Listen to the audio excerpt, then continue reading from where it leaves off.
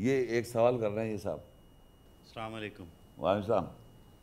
سر یہ سورہ آل عمران کی آیت نمبر 81 ہاں جس میں میثاق نبیوں سے میثاق کا ذکر ہے اور وہاں پہ ثم جاءکم رسول مصدقا لمعکم لتؤمنن بہ اس میں ہم نے رسول صلی اللہ علیہ وسلم کو مراد ہم نے محمد کا کہا تھا. ترجمے میں نہیں لکھا آپ نے, نہیں لکھا, لیکن آپ نے ریفر کیا تھا کہ یہ محمد صلی اللہ علیہ وسلم وہاں پہ آئے ان سب کے پاس.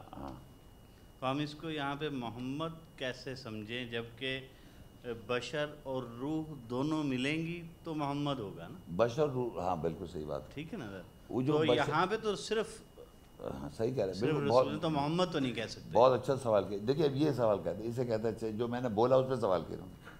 اب دیکھیے نبی سارے بشر ہیں, یہ تو مانتے ہیں آپ, ہے نا.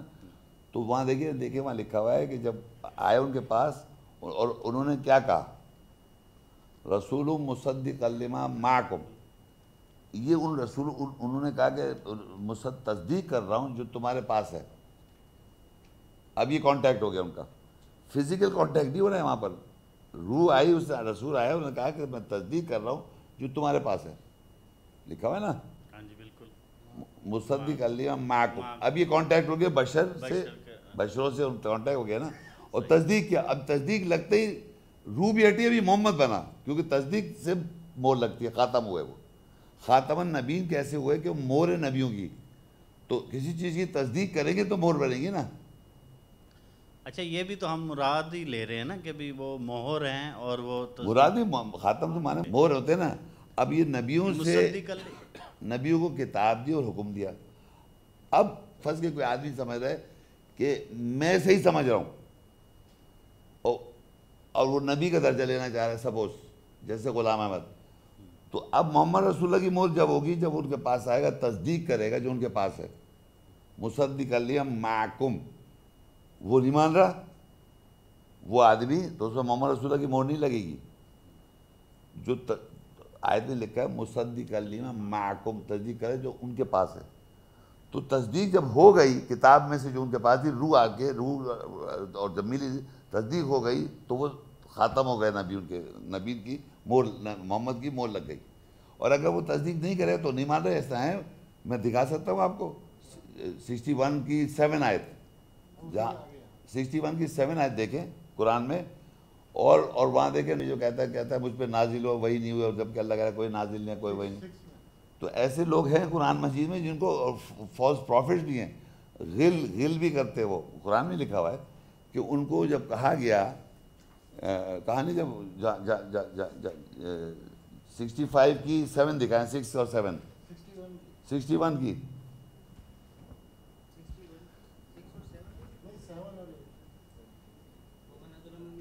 ہاں پہلے اس کو بتاؤ کہ عیسیٰ صاحب نے جب کہا, سنیں, جب انہوں نے کھلا جادو ہے, وہ آیت دکھائیں کو قرآن دینا ہاتھ میں.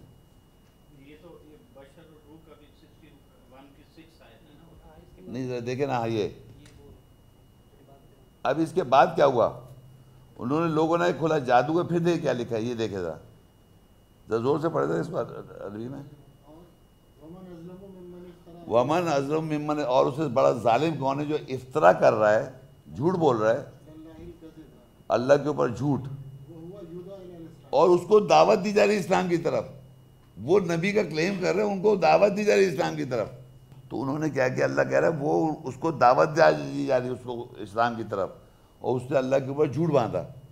اسی آیت کے آگے بتایا احمد کے آگے, احمد جہاں ہے لفظ اسی کے آگے لکھا ہوا ہے کہ انہوں نے یہ کلیم کیا, جہاں انہوں نے کلیم کیا احمد کا, اسی کے آگے لکھا ہے اس سے بڑا ظالم کون ہے جو اللہ پر جھوٹ باندھتا ہے اور اس کو دعوت دی جا رہی اسلام کی طرف.